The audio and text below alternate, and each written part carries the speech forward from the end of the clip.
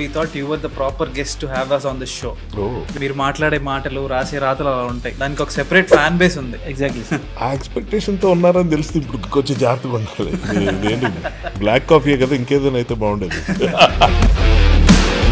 You wanted to become a music director. సినిమాల్లో జరుగుతుంటాయి కదా, అలాగే నా జీవితం ఒక సినిమాలా కనిపిస్తుంది. అలా మ్యూజిషియన్ అవుదామని వచ్చి అనుకోకుండా ఒక రోజులో కూడాను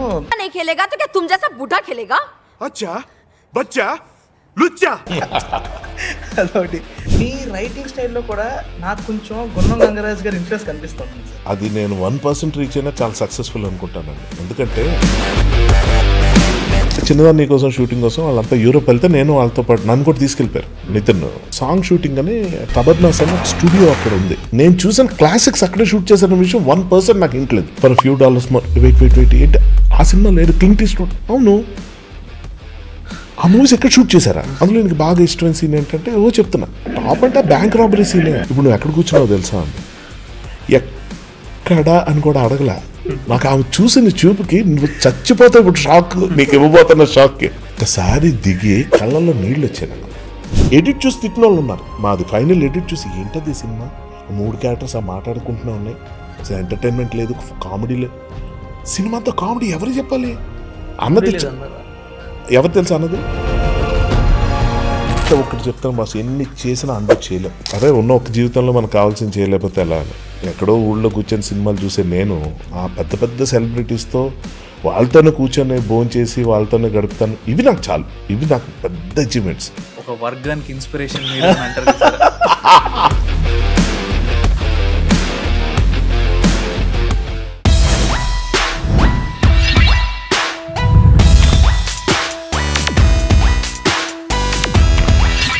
Hi guys, how are you all? Welcome back to the Filmy Mic, and today we have Harshavardhan garu with us, who's an actor, who's a writer and a director, and ఇంకేమైనా ఉన్నాయి sir మాకు తెలియనివి?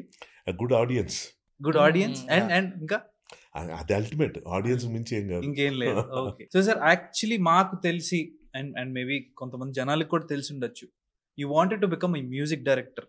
Correct, music director అవుదాం అని చెప్పి ఇండస్ట్రీకి వచ్చారు, and you been doing all this stuff.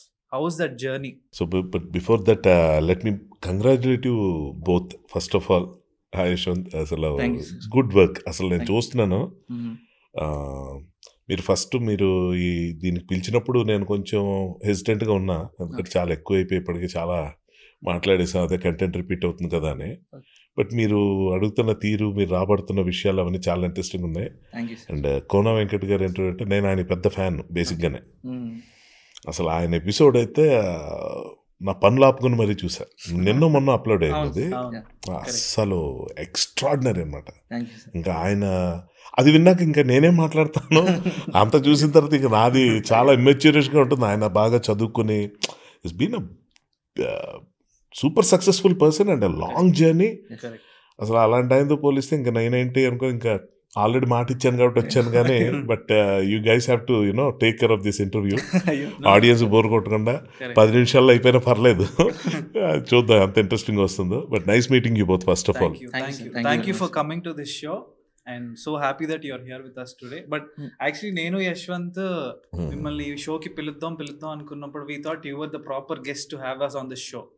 Because మీరు మాట్లాడే మాటలు రాసే రాతలు అలా ఉంటాయి, దానికి ఒక సెపరేట్ ఫ్యాన్ బేస్ ఉంది. ఎగ్జాక్ట్లీ, అంటే అది చాలా ఫ్లూయెంట్గా జరుగుతాయి, ప్లాన్డ్గా కాదు. అది ఈ ప్రతిదీ అలా ఉంటుందని చెప్పలేము.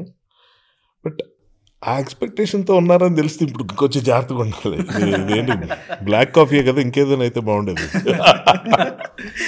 But yeah, coming to the point, like you know మీరు అడిగిన ఫస్ట్ మ్యూజిషియన్ ఇవన్నీ ఏంటంటే బేసిక్ ప్లాన్ వాజ్ దట్. ఇప్పుడు ఫస్ట్ నుంచి కూడా నాకేంటంటే ఇది యాక్టర్ని అయిపోతాను అదంతా కదా. But as a matter of fact I wish to share one interesting thing. Charith వాళ్ళ father was the one of those first persons నాకు ఫస్ట్ ఎంకరేజ్ చేసిన దాంట్లో, సురేష్ గారు అని. ఆయన ఎప్పుడేం చెప్పారా నా గురించి విషయం? అదే యాక్చువల్గా ఏంటంటే కాలేజ్లో మాకు బిజినెస్ ఆర్గనైజేషన్ అనే సబ్జెక్ట్ ఆయన టీచ్ చేస్తుండేవారు. బిఎల్ఎన్ గారు అని మా పెద్ద లెక్చరర్, మా నాన్నగారు కొలీగ్ ఆయన కొడుకు అనమాట ఈయన. ఆయన సురేష్ ఆయన ఎప్పుడు లెక్చరర్ అవుతాడు అని మేము అనుకోలేదు, ఎందుకంటే అదొక రెబల్ భాషా ఫ్లాష్ బ్యాక్ ఉందని. సో ఆయన తర్వాత సడన్ గా మాకు టీచర్ లాగా వచ్చేసరి మేము షాక్, ఇదేంటిది ఈయన గురువు అయ్యాడు మాకు అని. తర్వాత అసలు ఆయన ట్రాన్స్ఫర్మేషన్, ఆ తర్వాత అతను చాలా సక్సెస్ఫుల్గా పోలీస్ డిపార్ట్మెంట్ అలా చాలా మందికి ఆయన క్లాసెస్ చెప్పడం అన్నీ చేస్తుంటారు. సో అతను ఫస్ట్ అనమాట కాలేజ్ డేస్లో ఉన్నప్పుడు, అంటే అప్పటికే ప్లేస్ అవి చేసున్నాం, బట్ ఫస్ట్ టైం నన్ను ఒక ప్లే రాయి అని చెప్పడం, అది రాసి దాన్ని డైరెక్ట్ చేసి అందులో లీడ్ రోల్ చేసి, అది ఇంటర్ కాలేజ్ కాంపిటీషన్లో best actor, best director, best writer అన్నీ వచ్చేసాయి, బెస్ట్ ప్లే కాలేజ్లో, ఎంఆర్ కాలేజ్ విజయనగరంలో. సో అలాగా అతనితో మొదలైన జర్నీ. తర్వాత ఎన్నో ఏళ్ళ తర్వాత వాళ్ళ అబ్బాయితో ఇలా నేను కూర్చొని ఇంటర్వ్యూ చేస్తాను అనుకోలేదు. It was such a pleasant thing అసలు. Good right. సో మీరు ఏమడిగారు ఇప్పుడు? మ్యూజిక్ డైరెక్టర్ అవుదాం అనుకుని ఇండస్ట్రీకి వచ్చి యాక్టర్. అదే అంటే అదే అంటున్నాను, అది చాలా యాక్సిడెంటల్గా అయిపోయింది. నేను అదే ఆ విషయం గుర్తు చేసుకోవడం కారణం కూడా అదే. లైక్ కాలేజ్ డేస్లో ఉన్నప్పుడు నేను ఆ ప్లే చేసి నాకు అది రికగ్నిషన్ ఇవ్వటం, ఒక ఎంకరేజ్మెంట్, బూస్ట్, ఇచ్చింగ్ అన్నీ స్టార్ట్ అయింది అక్కడే. సో అది ఉంది, కానీ ఎప్పుడు I was never confident about being an actor. యాక్టర్ని అవుతానని నేను అనుకోలేదు. ఇష్టం ఉంటుంది, ఎవరికి ఉండదు, అంటే ఉన్నవాళ్ళ గురించి చెప్తాను. కానీ మ్యూజిక్ అంటే చాలా ఇష్టం, పాటలు పాడాలి, మ్యూజిషియన్ అవ్వాలి. సో అలా వైజాగ్లో ఆశీర్వాద్ లుక్ అని చాలా ఫేమస్ ఆయన కొన్ని ఫిల్మ్స్ కూడా కంపోజ్ చేశారు. ఇప్పుడు ఆయన మ్యూజిక్ గురు, వరల్డ్ వైడ్ ఆయన స్టూడెంట్స్ ఉన్నారు. సో అతని దగ్గర నేను జాయిన్ అయ్యాను. జస్ట్ మా ఇద్దరికి 1 year డిఫరెన్స్. తర్వాత బాగా ఫ్రెండ్స్ అయిపోయి, తర్వాత బ్రదర్స్లా ఫ్యామిలీ ఫ్రెండ్ అయిపోయి, ఫ్యామిలీ మెంబర్ని అయిపోయి, అతనితో పాటు ట్రావెల్ అవుతూ మ్యూజిక్లో ఏదో చేద్దాం అనుకుని అతనితో పాటు తోకలాగా హైదరాబాద్ వచ్చా. మ్యూజిక్లో ఏం పీకింగ్ లేదు, కానీ ఎక్కడికి వెళ్ళినా యాక్టింగ్ ఆఫర్స్ వచ్చేవి. ఇంకా అలాగే అప్రిషియేట్ చేస్తూ, కళ్ళు బాగున్నాయి, మీ వాయిస్ బాగుంది, మీరు యాక్టర్ లాగా అనిపిస్తున్నారు, చేయొచ్చు కదా, అది ఇది అని విన్నాను. బాగుండేది, కానీ భయం వేసేది. బట్ స్టార్ట్ అయిపోయింది. ఇంకా అక్కడి నుంచి ఏం జరుగుతుందో తెలియదు, అంటే ఒక ఫ్లో అనమాట. ఏదో ఒక సినిమాల్లో జరుగుతుంటాయి కదా, అలాగే నా జీవితం ఒక సినిమాలాగా అనిపిస్తుంటుంది నాకు. సో అలా మ్యూజిషియన్ అవుదామని వచ్చి అది పక్కన పెడితే నేను యాక్టర్ని అయిపోయి, ఇప్పుడు ఎవరినో క్రిటిసైజ్ చేసి రైటింగ్ని, ఇదేంటి ఇలా ఉంది రైటింగ్ అని చెప్పేదంట, నువ్వు రాస్తే తెలుస్తుంది అంటే లిటరల్గా నేను రాయటం మొదలుపెట్టి అది సక్సెస్ అయిపోయి రైటర్ని అయ్యి, సో ఇలా తీస్తే బాగుందంటే డైరెక్టర్ అయిపోయి, అలా ఇంకా ఇవన్నీ కథల్లో చెప్తే బాగుంటుంది, రియల్ లైఫ్లో కథలాగా ఉంటుంది కాబట్టి.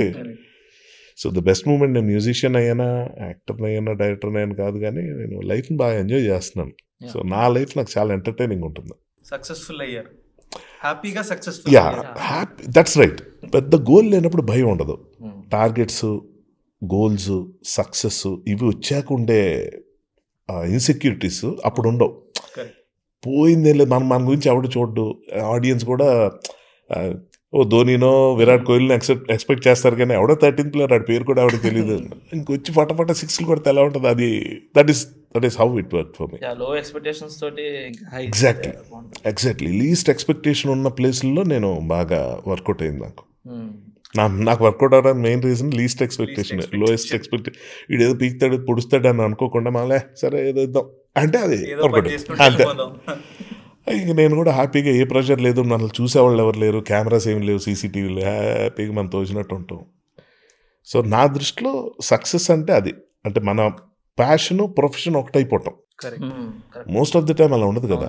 చాలామంది ఇంట్రెస్ట్ ఒకటి ఉంటుంది, వాళ్ళు చేసే ప్రొఫెషన్స్ ఇంకోటి ఉంటాయి. ఫైనల్గా వాళ్ళు రిటైర్ అయిపోయి పిల్లలు పెళ్ళి చేసి అంతా అయిన తర్వాత మళ్ళీ వస్తారు, నా చిన్నప్పుడు నేను డ్యాన్స్ చేసేవాడిని అని.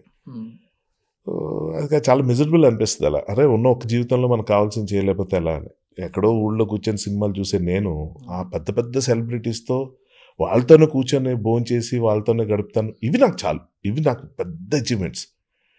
సో స్ట్రెస్ ఉండదు, పెద్ద పెద్ద గోల్స్, టార్గెట్స్ లేవు, హ్యాపీగా ఉండాలి అంతే.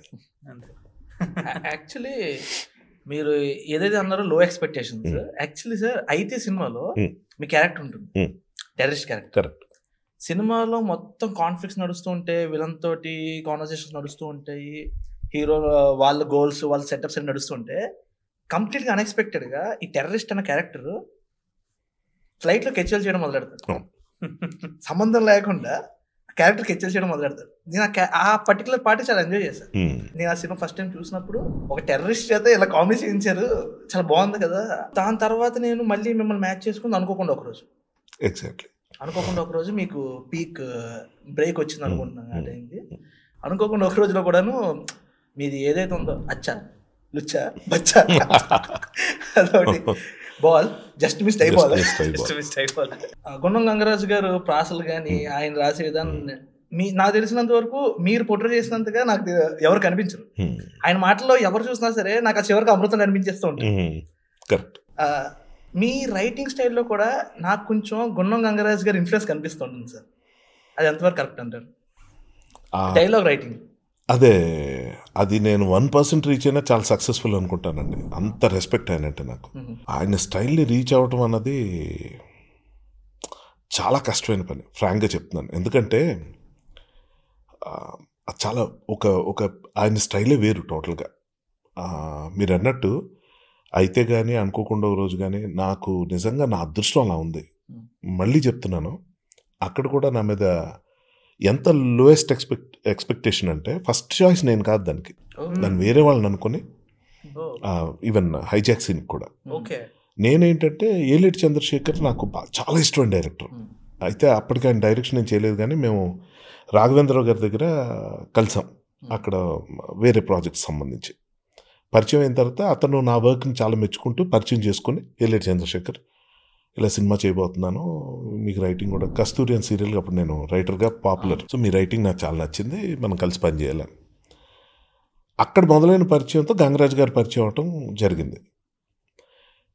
2 సినిమాల్లో మీరు ఇందాక అయితే కానీ అనుకోకుండా ఒక రోజు కానీ గంగరాజు గారి రైటింగ్ ఎంత గొప్పగా ఉంటుందో దానికి నేను రెచ్చిపోయి చాలా బాగా వచ్చే విధంగా నేను చేయడానికి ఒకే ఒక్క రీజను ఏలేటి చంద్రశేఖర్. అన్డౌటెడ్లీ ఇంకో డైరెక్టర్తో అలాగా అయ్యేదో లేదో నాకు తెలియదు, కానీ అంటే ఇంక ఎక్స్ట్రీమ్ ఫ్రీడము, ఇంకా డిస్కషన్స్ ఉండేవి, నన్ను బాగా కట్ చేసేవాడు. అంటే గీత దాటి వెళ్ళిపోతే నేను మొదలెడితే ఆగను. నాకున్న ఒక ప్లస్ మైనస్ నాకు ఈరోజుకి తెలియదు, కానీ వాట్ ఎవర్ ఐ డూ నేను ఏం చేసినా కూడా ఎక్కడ ఆపాలి నాకు తెలియదు, అలా వెళ్తూ ఉంటా.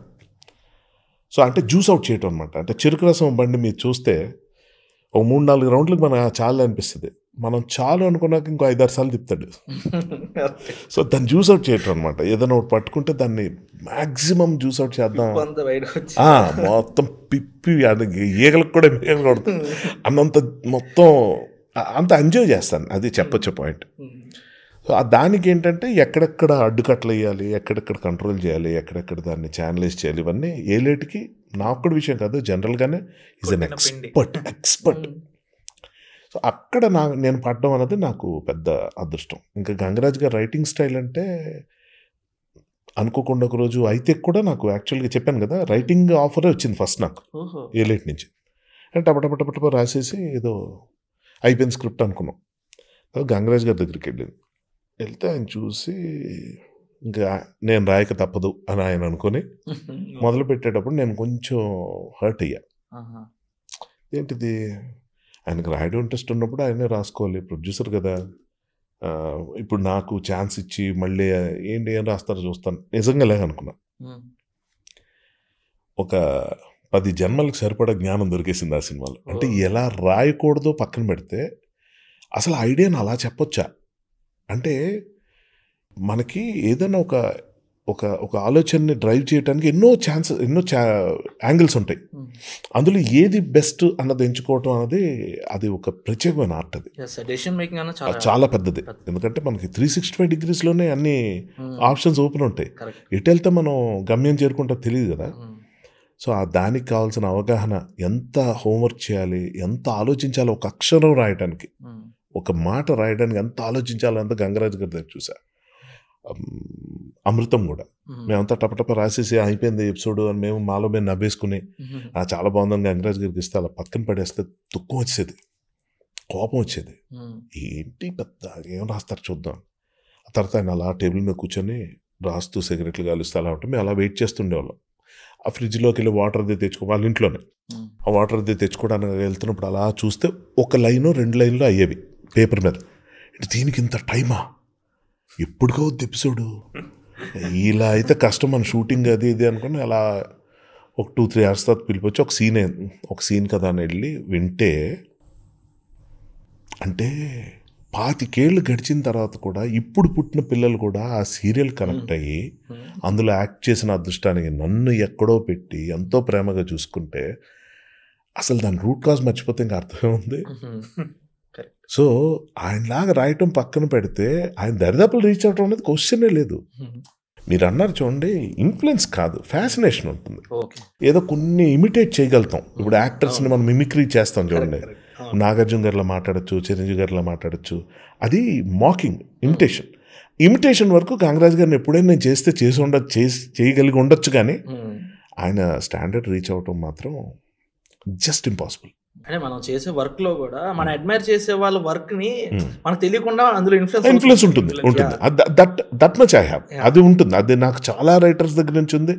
అలా మనం ఇప్పుడు అందరూ ఏ యాక్టర్ అయినా ఏ టెక్నీషియన్ అయినా వాడు చిన్నప్పటి నుంచి చూసే సినిమాలు, వాడు ఇన్ఫ్లుయెన్స్ అయ్యే అవే ముఖ్యంగా వాడి మీద ప్రభావం చూపిస్తుంటాయి. దాన్ని వాడు ఎంత బాగా అప్లై చేసి వాడి కెరియర్ని మలుచుకున్నాడు అన్నది అదొక. అందుకే ఎవరు ఫాలో అవడానికి ఉండదు ఇక్కడ. ఆ పర్మిటేషన్ కాంబినేషన్స్ అంటే చాలా డిఫరెంట్గా ఉంటాయి కదా. At single point me writings వెనకాల ఉన్న ఇన్స్పిరేషన్ ఎవరు? ఇది చాలా ఇంట్రెస్టింగ్ పాయింట్. ఎందుకంటే ఇది నేనే చాలా కాలం ఆలోచించా. నాకు ఎవరు ఇన్ఫ్లుయెన్స్ ఉంది, నాకు ఎవరంటే ఇష్టం అంటే నాకు నేనంటే ఇష్టం, నాలో ఉన్న ఆడియన్స్ అంటే నాకు ఇష్టం. ఎందుకంటే నేను సెలెక్ట్ చేసుకుని చిన్నప్పటి నుంచి నేను చూసిన సినిమాలు, నేను వరల్డ్ సినిమా చాలా తక్కువ అండి. అంటే ఫ్రాంక్గా చెప్పాలంటే తెలుగులోనే బ్లాక్ బస్టర్ హిట్ అయిన సినిమాలు ఇప్పటికీ నేను ఇంకా చాలా చూడలే. ఫ్రెండ్స్ పేర్లు మీకు కూడా చెప్తే, అందరి ముందు చెప్తే వాళ్ళు కూడా షాక్ అవుతారు. నా మీద ఒక బ్యాడ్ ఒపీనియన్ కూడా వచ్చేస్తుంది. బాగా వరల్డ్ ఫేమస్ అయిపోయిన జెర్సీ మూవీ నాని గారి, ఇప్పటిదాకా చూడలేదు నేను. ఇలాంటి రియాక్షన్ ఎందుకు చెప్పాలి ఇప్పుడు నేను? అది అంటే ఎందుకు రీజన్ ఉంది, దీని వెనక స్ట్రాంగ్ రీజన్ అని చెప్తాను.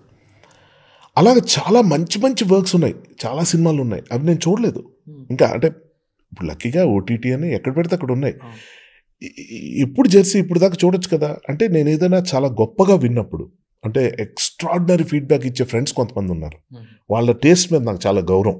ఎవరు ఫ్రెండ్స్ అదిగా సినిమా హిట్ అయిందంటే వెళ్ళి చూడు, అది కాదు. వాళ్ళు చెప్పారంటే డిస్కషన్ ఉంటుంది, దాని గురించి బాగా అనాలిసిస్ ఉంటుంది. అలాంటి ఫ్రెండ్స్ ఒక ఇద్దరు ఉన్నారు. వాళ్ళు చెప్పేటప్పుడు ఏంటంటే నేను చాలా జాగ్రత్తగా మూవీ చూడాలనుకుంటా. అంటే ఏదో క్యాజువల్గా అలా చూసేద్దాం, నాకు చాలామంది చూస్తారు అలాగా. నేను ఆ పద్ధతి నాకు నచ్చదు. ఏంటి కొంచెం వాళ్ళు చూసి పావుగంట చూసి రేపు ఇంకోటి ఆ వెబ్ సిరీస్ చూడలేదా, కరెక్టే, కానీ అదొక మూవీ అన్నది అదొక ఎక్స్పీరియన్స్, అది లిమిటెడ్ టైం కొట్టేయలేదు. నిజంగా టైం కుదరక చూడలేదు అన్నది ఒకటి పాయింట్. అంటే ఆ మూడ్ రావాలి దానికి, ఆ ప్లెజెంట్కి ఇంకేమీ లేదు మనకి. నాకు యూజువల్గా నా వాచింగ్ టైం నైట్ 10:30కి మొదలవుద్ది, 11కి. అక్కడి నుంచి మార్నింగ్ 4 దాకా రేపు ఏం వర్క్ లేదంటే పెట్టుకుని మంచి సినిమాలు నాకు ఇష్టమైన చూస్తాను. ఇది సెకండ్ పాయింట్. ఫస్ట్ పాయింట్ చెప్పాలి ఇప్పుడు, నాకు బాగా నచ్చితే ఆ సినిమాని పదే పదే చూస్తా. సో అలా నాకు ఏమైపోయిందంటే వరల్డ్ సినిమా అంతా ఇప్పుడు నా చేతుల్లో ఉంది. అంటే ఇదివరకు అయితే చాలా కష్టం, ఏదో ఇప్పుడు కొరియన్ ఫిల్మ్ చూడాలన్నా, జర్మన్ ఫిల్మ్ చూడాలన్నా ఎక్కడికి వెళ్ళాలి, హార్డ్ డిస్క్, DVD, అప్పుడు హార్డ్ డిస్క్లు కూడా లేని రోజుల్లో. అప్పుడు బాగా తాపత్రయం ఉండేది. కానీ తర్వాత ఇప్పుడు ఏమైందంటే మౌస్ క్లిక్, ఎక్కడైనా మనం టక్ని చూసేసి ఎవరైనా ఫ్రెండ్స్ని అడిగినా అది ఎక్కడ దొరకపోతే వాళ్ళు ఎక్కడి నుంచి ప్రొక్యూర్ చేసి తీసుకొచ్చేస్తారు. బట్ నా ప్రాబ్లం ఏంటంటే నాకు ఏదైనా ఒకటి నచ్చితే ఇందాక చెరుకు రసం లాగా మళ్ళీ అదే మూవీ చూసి మళ్ళీ 10 సార్లు చూస్తా. అంటే నాలో ఉన్న ఆడియన్స్ ఏదైతే ఉన్నాడో వాడు ఎప్పుడు ఇంటాక్ట్. ఆడియన్స్ అలాగే చూస్తారు కదా, నచ్చిన సినిమా మళ్ళీ చూడడం. నేను ఇందాక చరిత్ర అడిగినప్పుడు వాట్ ఆర్ యూ, అసలు నువ్వేంటి, యాక్టర్వా, డైరెక్టర్వా, రైటర్వా, మ్యూజిషియన్వా, సింగర్వా, వాటర్ ఏవో ఇన్ని ఉన్నాయి, ఏంది, I'm Jack of all trades because I don't want be master of anything. First of all నాకు ఆ తాపత్రయం వద్దు, ఆ పోటీ వద్దు, ఆ టార్గెట్స్, ఆ ప్రెషర్స్ వద్దు. నాకు తినడానికి ఉండడానికి గడిచిపోతుందా చాలు. నేను నాకు ఇష్టమైన పనులు అన్నీ చేసేయాలి. That include so many things other than cinema. Writing అది కాకుండా ట్రావెలింగ్ పిచ్ ఉంది, నాకు చాలా ఉన్నాయి. పర్సనల్గా కొన్ని ఇంట్రెస్ట్లు ఉన్నాయి, ఫుడ్, ట్రావెల్, అంటే మీటింగ్ డిఫరెంట్ పీపుల్, చాలా ఉన్నాయి. అది వేరే టాపిక్. సో ఏది మిస్ అవ్వకూడదు లైఫ్లో. అమ్మో లావ్ అయిపోతున్నానేమో అని నేను హీరో రోల్ చేస్తే కంగారు పడాలి, లేకపోతే ఏదైనా ఒక పోలీస్ రోల్, ఎంత ఈ ఫిజిక్ వేసుకుని పోలీస్ రోల్స్ చాలా చేశారు. Most of the police people అంటే మామూలుగా కొంచెం లాగున్నోళ్ళే ఉంటారు కదా చాలా మటుకు. సో అది లేదు. సో అంటే ఏంటి, కాంపిటీషన్లో ఉన్న ఫిట్గా ఉండే ఏదో ఫైట్లు చేసే సినిమాలు అలాంటివి చేస్తే అనుకోవచ్చు. నాకు అటువంటి రోల్స్ రావట్లేదు, నేను చేయడానికి కూడా నాకు ఇంట్రెస్ట్ ఉండదు. ఆ ఫైట్లు అవన్నీ చక్కగా మనం డైలాగ్స్ అవి చెప్పుకుంటూ అలా. So coming back to the thing, నాకేంటంటే నా ఇంట్రెస్ట్లన్నీ కొనసాగుతూ ఇదే ఫీల్డ్లో ఉండాలి. నేను మళ్ళీ ఏదో సాఫ్ట్వేర్లో జాబ్ చేస్తూ రియల్ ఎస్టేట్ చేసుకుంటూ మధ్యలో నైట్ ఎప్పుడో టైం దొరికితే సినిమా ఆదరాబాద్ అప్పుడు చూస్తాం ఇలాగా. ఇది ఇవాళ పావు గంట రేపు ఒక అరగంట. అసలు ప్రొఫెషన్ ఇది. చిన్నప్పుడు సినిమాకి వెళ్తున్నాను చెప్పడానికి ఎంత కష్టంగా ఉండేది పేరెంట్స్తో. ఎందుకు సినిమాకి అంటారు. ఇప్పుడు నా ప్రొఫెషన్ అది. ఏం చేస్తున్నాడు, సినిమా చూస్తున్నాను. అది గర్వంగా చెప్పుకోవచ్చు. బాగా చూడు సినిమా అంటే చిన్నప్పుడు బాగా చదువుకో అన్నట్టు. సరే చూసుకో, తలుపులు వేసేసుకో, సౌండ్ రాకుండా అలా డిస్టర్బ్ చేయరు. ఎందుకంటే అందులో ఈ ప్రొఫెషన్ అదే కదా. సో ఆ విధంగా ఏంటంటే వరల్డ్ క్లాసిక్స్ ఇంకా చాలా. మొన్న శశాంక్ రిడెంప్షన్ చూసా. ఇలా ఇంత వెనకబడి ఉన్నాను నేను.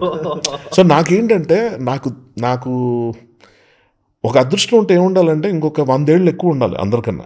అంటే అన్నీ చూడాలంటే. సో నేను ఉన్నంత కాలంలో నా ఈ జీవితంలో అన్నీ చూడలేనని నాకు తెలుసు. కానీ నాదేంటంటే చూసిందే మళ్ళీ ఇష్టంగా చూసి డైలాగు షార్ట్తో సహా చెప్తా. I travel with that movie. ఒక చిన్న ఎగ్జాంపుల్ చెప్తాను. ఇది కొంచెం లెంగ్తీర్ అవుతుంది మీరు అడిగిన దానికి ఆన్సర్, బట్ సడన్గా నాకు గుర్తొచ్చింది. సో మా ఫాదర్ చనిపోయిన సంవత్సరం అది, ఒక 10 years బ్యాక్. సో ఆ టైంలో నేను ఒక మూవీకి రైటర్గా వర్క్ చేస్తున్నా, చిన్నదానా నీకోసం అని, నితిన్ మూవీ. అఫ్కోర్స్ అది బాగా వర్కౌట్ అవ్వలేదు.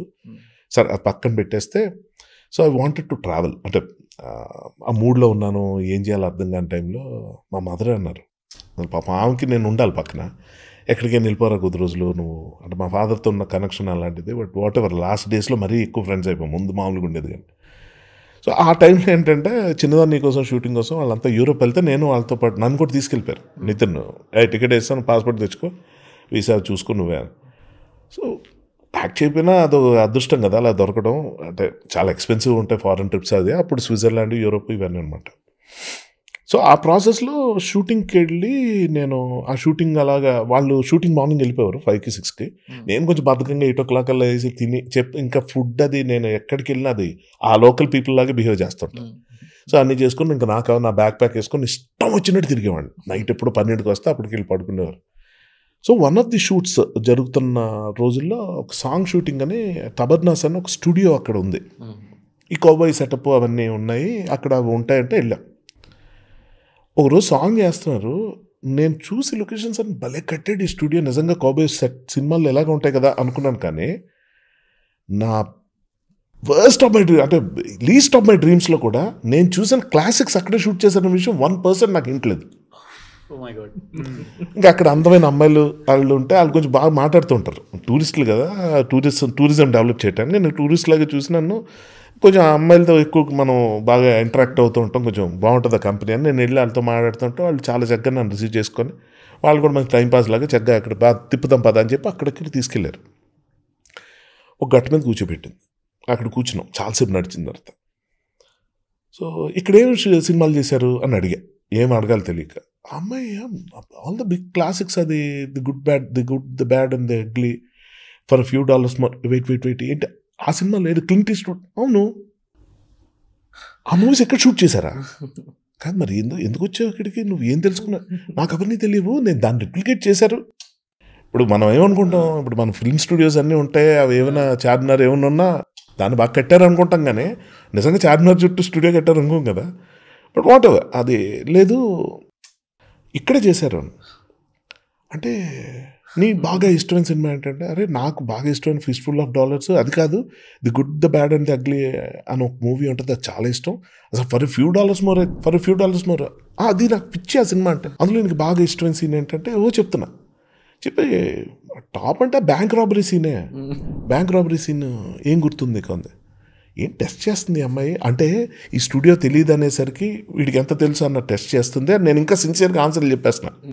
బ్యాంక్ రాబరీ అదేంటది, అందరు ముందు లోపలంతా ఎదురు చూస్తూ ఉంటారు, వాడు వెనక్కి గోడ పగలు కొట్టి సేఫ్ తీసుకుని వెళ్ళిపోతారు, గుర్తుంది కదా. ఆ గోడ పగలు కొట్టి ఆ బ్యాంక్ సేఫ్ తీసుకుని వెళ్ళిపోతారు కదా, అది నాకు గుర్తుందని. అది నా ఫేవరెట్ సీన్. ఇప్పుడు నువ్వు ఎక్కడ కూర్చున్నావు తెలుసా అంది. ఎక్కడ అని కూడా అడగలా. నాకు ఆమె చూసిన చూపుకి నువ్వు చచ్చిపోతావు ఇప్పుడు, షాక్ నీకు ఇవ్వబోతున్న షాక్కి ఆల్రెడీ గూస్ బంప్స్ స్టార్ట్. ఎందుకంటే ఇప్పుడు మీకు కట్ చేసే విషయం చెప్తా. మా మామయ్య ఒక ఆయన లండన్లో ఉంటారు, ఆయన ఈ క్యాసెట్స్ తెచ్చారు అప్పట్లో, VHS క్యాసెట్స్. అందులో ఈ సజీవ లేని ఫిల్మ్స్ అన్నీ ఉంటాయి. అవన్నీ ఇప్పుడు నేను చెప్తున్న ఫ్యూ డాలర్స్ మోర్ మూవీ అయితే 70 times మినిమం చూసా. అండ్ డైలాగ్ టు డైలాగ్ చెప్తాను నేను. ఎప్పుడు టైం దొరికినా అది అలా చూసి చూసి చూసి మా ఫాదర్ అడుగుతాడు ఏంటో అన్నిసార్లు. అంటే ఆ డెప్త్ తెలిసేది నాకు. ఎంత ఏదో చూసి వదిలేసే సినిమాలు కావవి. బాగుందని చెప్పడం కాదు, ఆ జర్నీ వేరు. ఎంత బాగా చేసేవారు మ్యూజిక్. ఎనియో మరొకనే అంటే సరే ఇప్పుడు పాయింట్కి వస్తే ఆ 70 సార్లు చూసిన సినిమా నువ్వు ఎక్కడ కూర్చున్నావు తెలుసా అని అడిగింది. అంటే బ్యాంక్ రాబరీ ఏదైతే గోడ పగల కొడతారో వెనక్కి తిరిగి ఒకసారి చూడు అదే ఇది అంది. ఇలా వెనక్కి తిరిగి చూస్తే అది ఉంది బ్యాంక్. ఒక్కసారి దిగి కళ్ళల్లో నీళ్ళు వచ్చాయి నాకు. ఒక్క నిమిషం ఏంటిది అంటే చూడండి, మనం ఒక ప్లేస్ ప్లాన్ చేసుకుని వెళ్తాం. ఐఫిల్ టవర్ చూడాలి అని చెప్పి ఎప్పటి నుంచో అనుకుని, అంటే ఒక ఎగ్జాంపుల్ చెప్తున్నా, ఒక తాజ్మహల్ చూడాలి అనుకుని డబ్బులు దాచుకుని, మామూలుగా మిడిల్ క్లాస్ మెంటాలిటీ ఎలా ఉంటుంది, ఎప్పటికైనా మనం వెళ్ళాలి అని చెప్పి ఎక్కడో తెలియకుండా ఒక బండి ఎక్కేసి అక్కడి నుంచి ఇంకో బండి ఎక్కి ఎవరితోనో వెళ్ళిపోతూ అది ఎక్కడికి వెళ్తున్నావు తెలియక ఎక్కడో దగ్గర కూర్చొని ఇలా చేరబడిన తర్వాత నువ్వు చేరబడిన గోడ తాజ్మహల్ కాంపౌండ్ వాళ్ళని చెప్తే ఎలా ఉంటుంది మనకి. ఎక్కడికి వచ్చాం మనం అంటే see life is so beautiful. నేను అందుకే చెప్తున్నా, నా లైఫ్ని ఎక్కువ ఎంజాయ్ చేసేది ఎందుకంటే నేను నా కళ్ళు నేను కన్న కళ్ళని జీవిస్తున్నానని చెప్పడం పచ్చి అబద్ధం. నా కళ్ళు ఎంత గొప్పగా ఏ రోజు లేవు. చాలా చిన్న కళలు నావే. మా విజయనగరం దాటి వైజాగ్ వెళ్ళగలిగితే పెద్ద అచీవ్మెంట్ నాకు. బీచ్లో కూర్చోగలిగితే ఆ ఇసుకలో ఆ పాదాలు ఇలా అవతార్ సినిమాలో చూపించినట్టు ఆ ఫింగర్స్ ఇలాగా ఇసుకలో అంటుంటే అది రొమాన్స్. అంతకు మించి తెలియదు. హైదరాబాద్ అన్నది నా బకెట్ లిస్ట్లోనే లేదు. ఇంకా లండన్లో ప్యారిస్లో అవుట్ ఆఫ్ క్వశ్చన్. నాకు తెలియదు. అంటే అంత గొప్పగా డ్రీమ్ చేయొచ్చు అని కూడా తెలియదు. సో అలా వచ్చింది నాకు. ఇప్పుడు నువ్వేం ఏం చేసావు, ఇంకా హాలీవుడ్ ఎందుకు ట్రై చేయలేదు, నువ్వు ఇంత తక్కువ సినిమాలు ఎందుకు చేస్తున్నావు లాంటికి వచ్చినారా, ఎవరు అడిగినా నేను అసలు ఇక్కడ దాకా ఎలా వచ్చానో కూడా తెలియదురా. సో అటువంటి ఎక్స్పీరియన్స్లు అన్నీ చూసి ఆ ప్లేస్కి వెళ్ళి ఆ మూమెంట్స్ అన్నీ చూసేటప్పుడు అది వచ్చే ఎక్సైట్మెంట్ ఈ మాటలు ఎలా చెప్తాం అది. So this is the thing. So ఆ లైఫ్ని ఎంజాయ్ చేస్తూ అంటే యాక్సిడెంటల్గా జరుగుతున్నవన్నీ కూడా ఇంకా నాకు లార్జర్ దాన్ లైఫ్ అనమాట. మీరు చెప్పింది అసలు యాక్చువల్లీ నేను బ్లాంక్ అయ్యాను సార్. అంటే మనం ఒక కళను కానీ ఆ కళను నిజం చేసుకొని ఆ కళను అచీవ్ చేసుకున్న తర్వాత వచ్చే ఆనందం ఒకటైతే అసలు ఏ కళ కనకుండా, అవును అసలు ఏమీ ప్లాన్ లేకుండా మనకి ఏది కరెక్టో ఆల్రెడీ డెస్టినీ మనకి చూపించి దాన్ని ప్రెజెంట్ చేస్తే వచ్చే ఆనందం ఇంకో డిఫరెంట్. అబ్సల్యూట్లీ. నేను అదే అన్నానండి. నేను మల్టిపుల్ టైమ్స్ ఒక్కొక్క సినిమా చూడటం వెనకాల రీజన్ అదే. మొన్న చిరంజీవి గారు కూడా పెద్ద పెద్ద షాక్లు ఇచ్చాను నేను. అది వేరే సందర్భం వచ్చినప్పుడు చెప్తాను, టాపిక్ అది కాదు. కానీ అంటే అభిమానులు ఎవరైనా వాళ్ళకి ఇష్టమైన చాలా చెప్తారు. నేను ఆయనకు కూడా తెలియని కొన్ని విషయాలు చెప్పా. ఆ తర్వాత క్రాస్ చెక్ చెప్పనా? చెప్పండి ప్లీజ్. అంటే ఇది బోరింగ్ అనిపిస్తే మాత్రం ట్రిమ్ చేయాలి. I'm going with the flow. నేను కెమెరాలు మర్చిపోయి నేను ఇదంతా రా అండ్ రస్టిక్ గా ఉంచుదామని మా ఐడియా అంతా. అయితే విశ్వంబర షూటింగ్ చేస్తున్నప్పుడు ఆయనతో ఇది 3వ సినిమా చేయటం. రాజా రవీంద్ర గారు మన ప్రవీణ్ కమెడియన్ అతను ఉన్నాడు. ఆయన కూర్చొని ఎక్కువ సార్తో ఎక్కువ స్పెండ్ చేస్తుంటారు. నాకు ఎందుకు వచ్చిన గొడవ అని కొంచెం దూరంగా ఉంటా. ఆ దూరం చూసా అన్నని చూస్తాను చాలు అని పక్కకి కూర్చున్న రకం. సో నాకు స్టాలిన్ టైం నుంచి ఉన్న ఒక మంచి మెమరీ, ఒక ఆఫర్ గిఫ్ట్ ఏంటంటే ఆయన పిలిచేవారు. హర్ష ఎక్కడ ఉన్నాడు అంటే పలానా ప్లేస్ పిలిచి, ఏంటి బిజీయా? కాదు సార్. మరి ఏంటి ఇక్కడికి ఎందుకు రాలేదని అంటే, మీరు దాదా కూర్చోబెట్టి అక్కడి నుంచి అన్నీ మాట్లాడి ఒక టాపిక్ రైస్ చేశాను.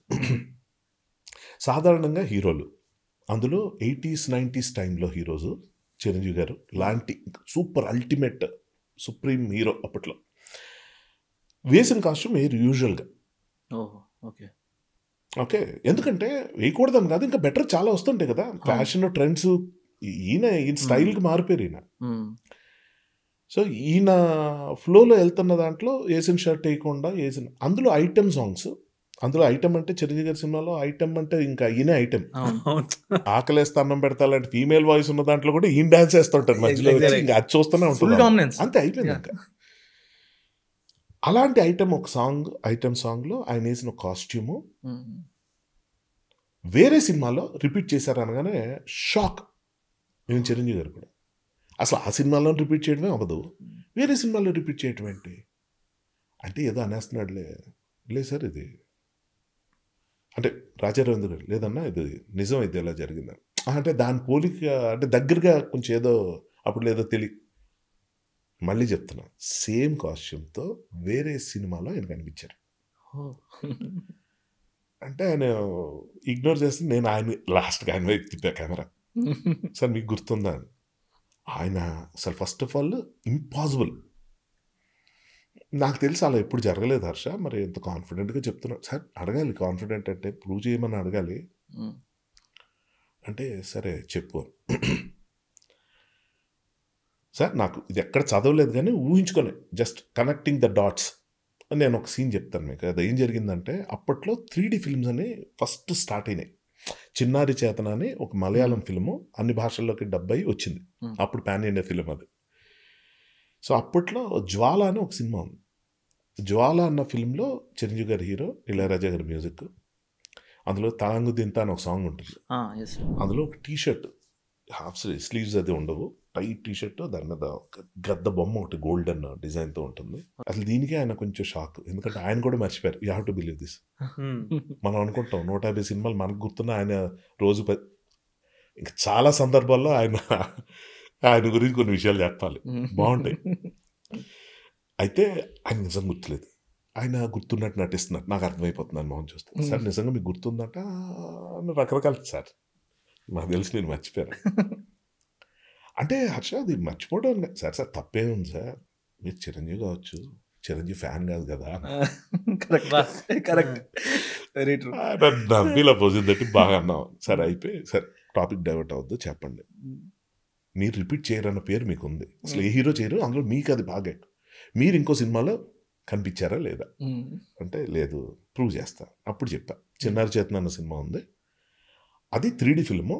మాకేంటంటే న్యూస్ పేపర్లో వచ్చేవి, ఇలా 3D సినిమా అని వస్తుంది, అటు కళ్ళద్దాలు ఇస్తారు, అవి పెట్టుకొని చూడాలి. అవి చూసేటప్పుడు మీకు అందులో వచ్చే ఫీలింగ్ ఏంటంటే డెప్త్ తెలుస్తుంది, ఏదైనా వస్తువులు ముందుకు వచ్చేసి అక్కడ ఏదైనా ఒకటి విసిట్ మీద పడిన ఫీలింగ్ ఇవన్నీ కనిపిస్తాయి. ఆ పేపర్లో ఎంత చెప్పినా అది ఎంతవరకు అర్థమవుతుందో తెలియదు. సో సినిమాకి వెళ్ళినప్పుడు మూవీ స్టార్ట్ అవ్వగానే మనకి డోర్ దగ్గర కళ్ళద్దాలు ఇస్తారు, అవి పెట్టుకొని వస్తాం. అప్పుడు చిరంజీవి గారు ఎంటర్ అవుతారు స్క్రీన్ మీదకి. ఎంటర్ అయ్యి ఇలా హాయ్ అని చెప్పి జనం అరుస్తూ ఉంటారు. అప్పుడు ఆయన చెప్తాడనమాట, 3D సినిమా అని చెప్పి కొత్త టెక్నాలజీ ఇలా వచ్చింది, ఈ కళ్ళద్దాలు పెట్టి చూడాలి, ఈ సినిమా ఇవి తీసుకుని వెళ్ళిపోవద్దు, వేరే సినిమాలు చూస్తే మీకు అని ఎడ్యుకేట్ చేస్తాడు.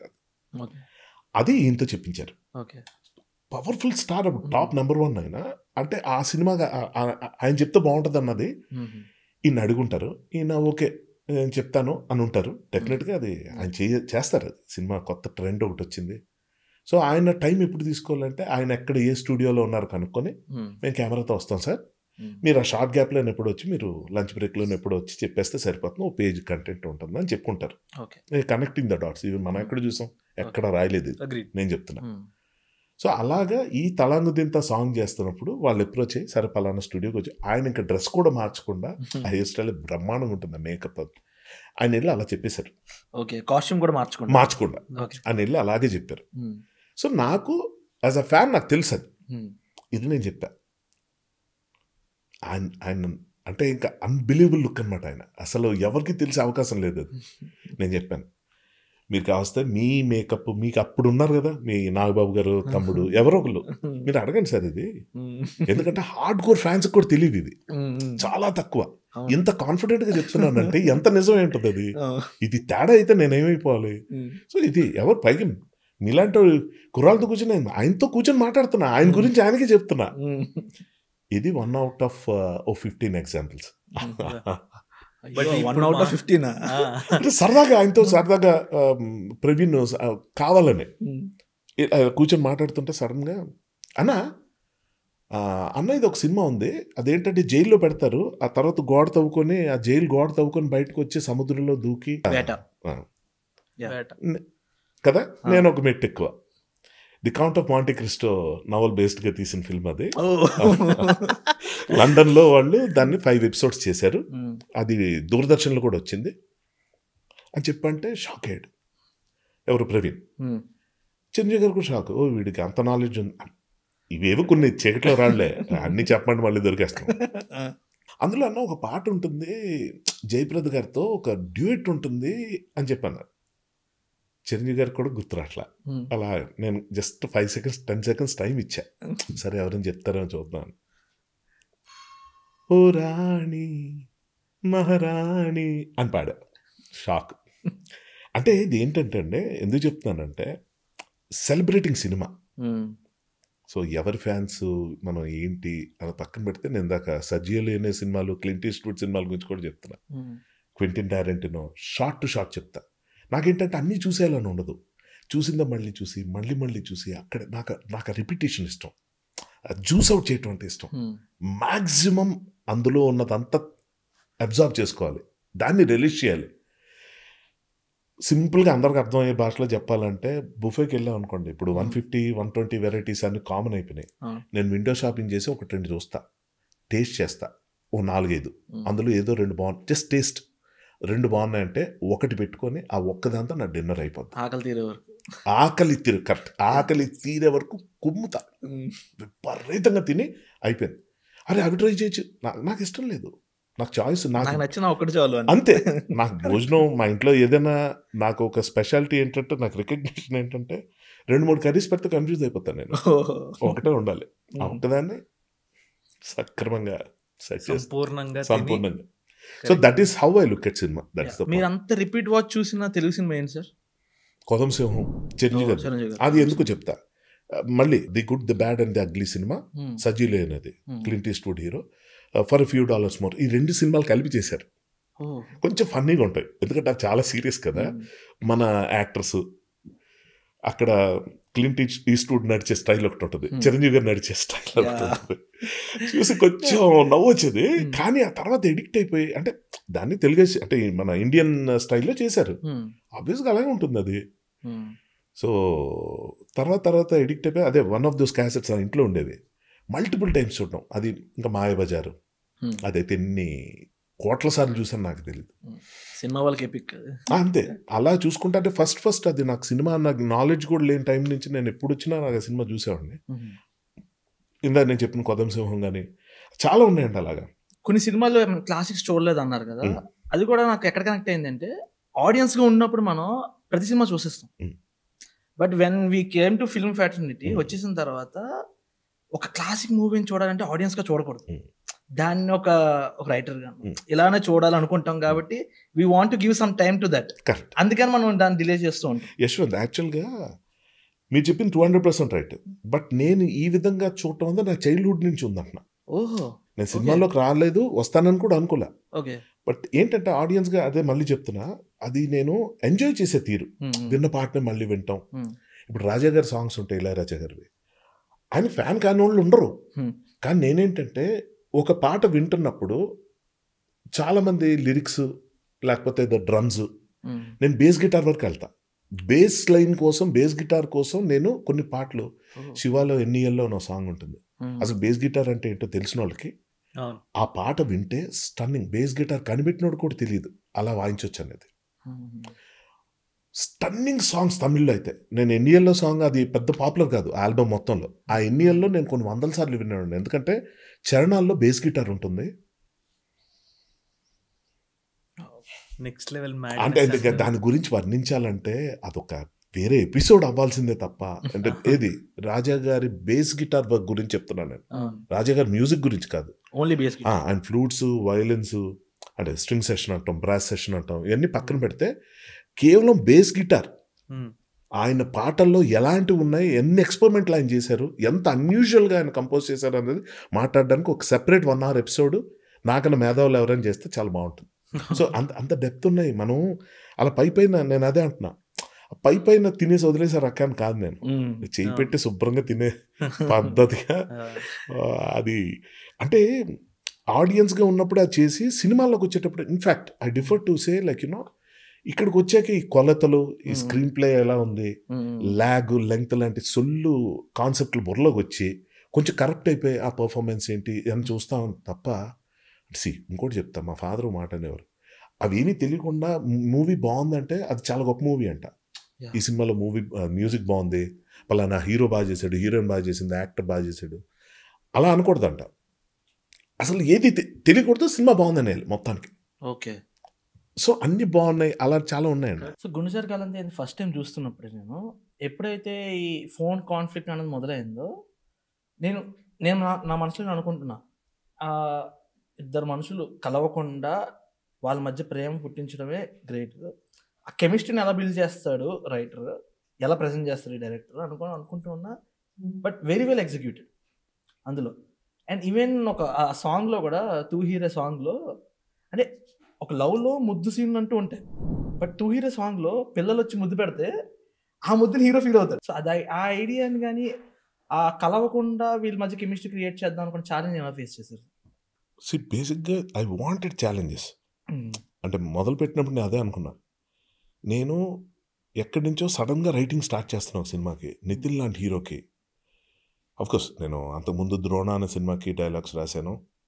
మీకు ఇప్పుడు కానీ ద్రోణ చూస్తే మీకు అది అర్థమైపోతుంది, ఆ డైలాగ్ స్టైల్ అది చూస్తే.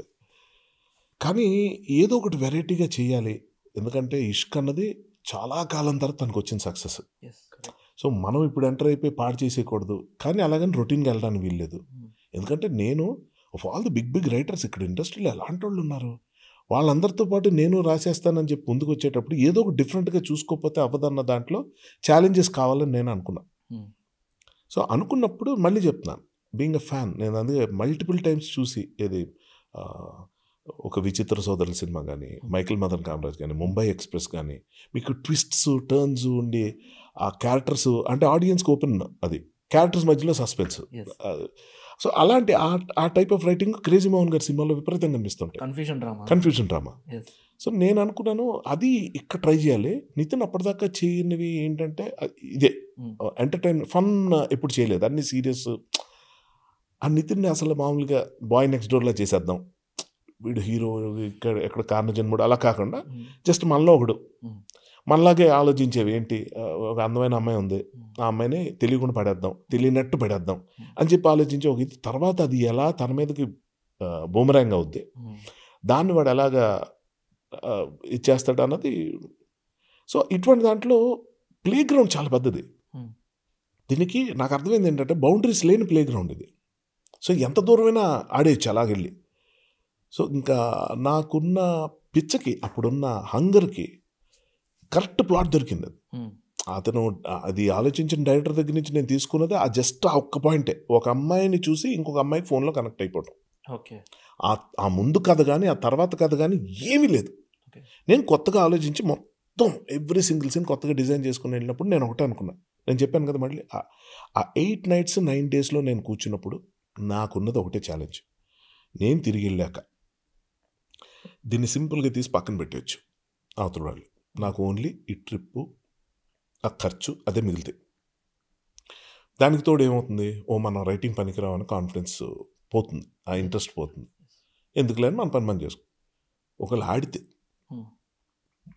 ఇది నాకు ఎంత ఇది అవుతుందో ఇంకో కొత్త జానర్ ఒకటి స్టార్ట్ అవుతుంది. ఎంటర్టైన్మెంట్లో ఇంకొంచెం నెక్స్ట్ లెవెల్కి వెళ్తారు. రైటింగ్ సైడు ఆడియన్స్కి, ఇండస్ట్రీకి కూడా రెస్పెక్ట్ పెరిగేలాగా ఏదైనా అవుతుందేమో అన్న హోప్. సో అలాగే నేను అప్పుడు ఏంటంటే నార్మల్గా ఉండటం ఇష్టం లేక కొంచెం ఏదో దాన్ని ఏదో మ్యాజిక్ చేద్దాం. ఏం లేదు బాస్, ఒకటే, ఏ విషయం స్ట్రైట్గా చెప్పకుండా ఒక గమ్మత్తుగా చెప్పడమే స్క్రీన్ ప్లే. ఆ గమ్మత్తుగా ఎలా చెప్పాము అన్నదే ఇక్కడ పాయింట్. అక్కడ ఉండాల్సింది ఏంటంటే ఒక ప్రేక్షకుడిగా నేను కూర్చున్నప్పుడు ఇంతే ఎంజాయ్ చేస్తానా అన్నది. నెక్స్ట్ కన్వీనియంట్గా నాకు నేను ఆలోచించలేక ఆ బద్ధకంతో మానసికంగా క్రియేటివ్గా బద్ధకం పడి అక్కడ నేను కాంప్రమైజ్ అయిపోయి ఏదో ఒకటి పెట్టేస్తున్నానా అన్నది ఒకటి. ఈ చెక్ పాయింట్స్ మాత్రం నాకు ఉండేవి. ఎందుకంటే అప్పుడు నా దగ్గర పోగొట్టుకోవడానికి ఏమీ లేదు, పేరు లేదు, ఊరు లేదు, డబ్బు లేదు, ఏమీ లేదు. నాకున్నదంతా నా పిచ్చి. సో కమింగ్ టు స్క్రిప్ట్, ఇప్పుడు నేను కూడా ఏదైనా ఒకటి చేద్దాం అనుకుంటున్నాను, క్రేజీ మోహన్ గారి లాగా ఏదైనా వెరైటీ చేద్దాం, నితిన్కి ఇది కొత్తగా ఉండాలి, అది బాగుండాలి, ఆ ప్రాసెస్లో నేను బాగుండాలి అన్న దాంట్లో చేసిన ప్రయత్నంలో నితిన్ నన్ను నమ్మిన తీరు అన్బిలీవబుల్. నిజంగా తనకున్న పరిస్థితికి రిస్క్ చేయాల్సిన అవసరం ఏమాత్రం లేదు. నిఖిత అని వాళ్ళ సిస్టర్, ఆమె అప్పుడు కొత్త ఎవరికి అర్థమయ్యేది కాదు. సుధాకర్ రెడ్డి గారు అయితే అలా చూస్తుండేవారు, ఏంటిది అని.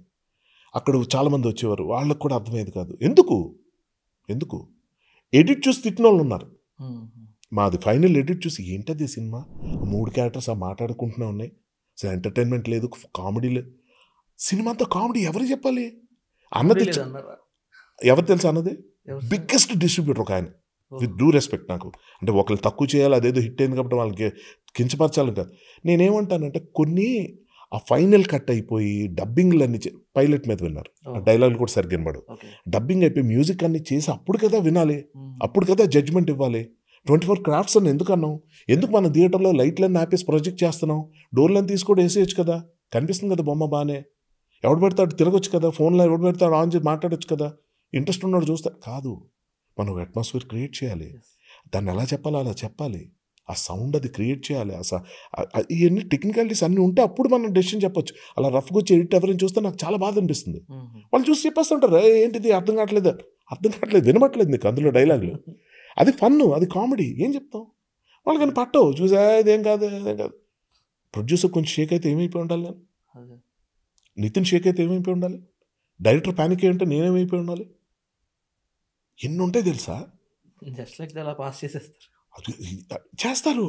అదేం వాళ్ళ ఉద్దేశంలో మేము ఎప్పుడు ఇలాంటి చూడలేదు. అది కరెక్ట్. ఫస్ట్ డే జయ మేడం ఫోన్ చేసి బిఏ రాజు గారి వైఫ్ జయ మేడం, ఆవిడ నాకు ఫోన్ చేసి ఇచ్చిన అప్రిసియేషన్ ఏంటంటే ప్రెస్ వాళ్ళకి వేసిన షో అంటే on behalf of entire press ఆవిడ చెప్పేశారు,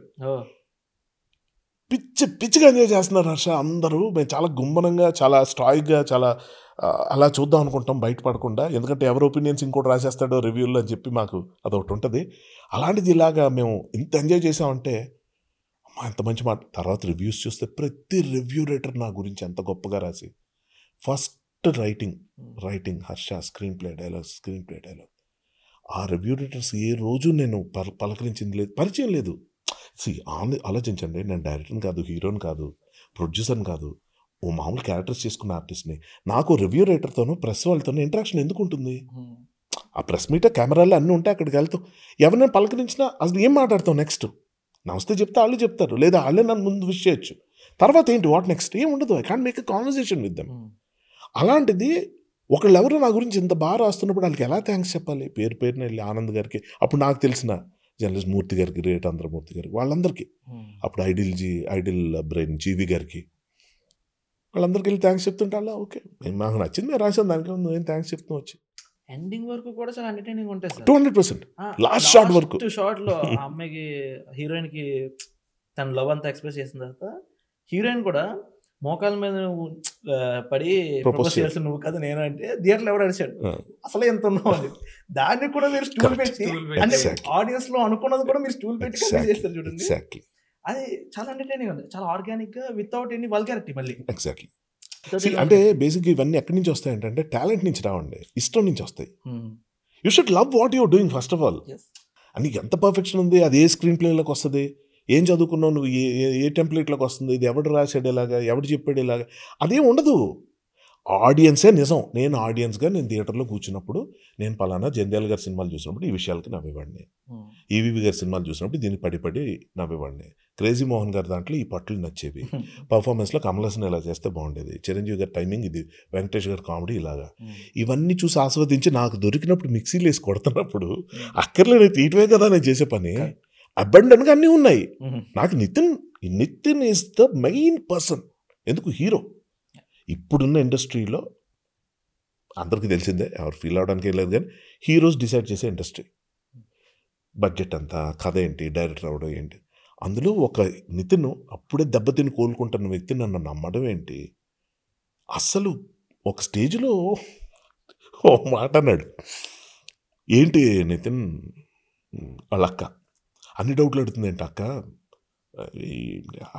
కామెడీ సీన్లు పట్టుకొని కామెడీ లేదంటుంది ఏంటి, నాకేం అర్థం కావట్లేదు, నువ్వు ఓ మాట చెప్పు అంటే మనడు నవ్వుతుంది. అలాగే ఉంటుంది హర్ష, ఓ మాట చెప్పనా, నేను కూడా నువ్వు ఎంజాయ్ చేయటం చూసి ఎంజాయ్ చేస్తాను కానీ నాకు కొన్ని అర్థం అవట్లేదు అందులో అన్నాడు. గుండెల్లో రాయి ఇలా చూశాను, అలాగనుకొని వెళ్ళిపోయాడు. అది నిజమా అబద్ధం అడగడానికి కూడా భయం నాకు. వెనక్కి తిరిగితే ఆ జోక్ అంటే హ్యాపీ, లేదు నిజం అంటే నేనే అయిపోవాలి. అసలు నాకు ఎలా ఉందంటే ఇక డూ ఆర్ డై సిచ్యువేషన్, నాకు అది, నాకు వేరే చాయిస్ లేదు, నేను గ్యారంటీ పాస్ అవ్వాలి అక్కడ, లేకపోతే ఏమవుద్దంటే పాపం ఏదో నితిన్ కష్టపడి సక్సెస్ కొడితే ఎవడో ఏదో వచ్చి మొత్తం డైరెక్టర్ని ఎవరు అంటారు, ఎందుకంటే డైరెక్టర్ నాకు అది కాదు సార్ ఇది అంటాడు, అయిపోయింది. ఏం చేయాలి? That's the beauty. But it's one such memorable film in Telugu film industry, Gundajar. It was a game changer in rom-com.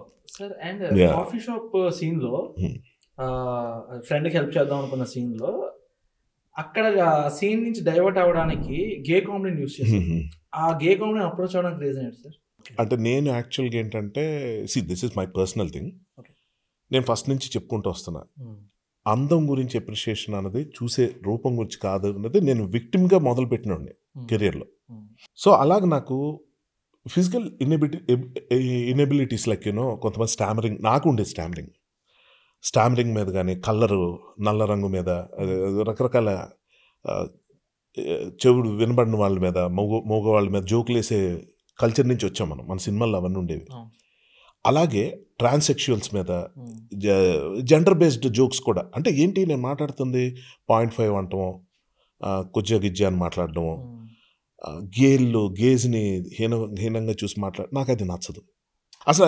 For that matter ఎవరిని అంటే చెప్తున్నాను, ఆయన ఎత్తినాగుడు అవి కూడా అసలు వద్దు. కులపరంగా కొన్ని ఉండేవి, కొన్ని అది మెన్షన్ చేయడం కూడా నాకు నచ్చదు.